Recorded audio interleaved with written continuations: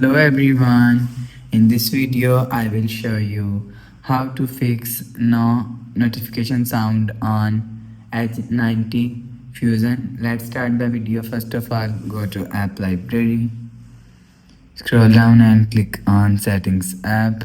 Now in setting, scroll down and click on notifications. After click on notification, scroll down and click on do not disturb.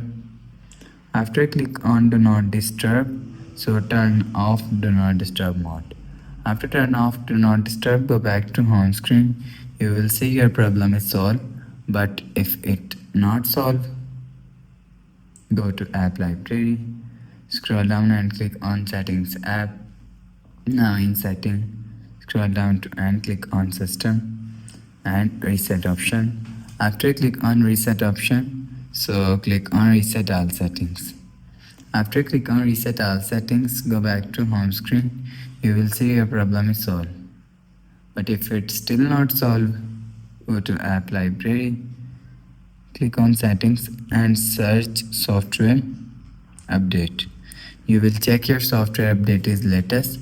If it not latest, update your software latest. After update software latest, go back to home screen. So that's how you can fix no notification sound on Edge 90 Fusion. If you like the video, please subscribe. Thanks for watching.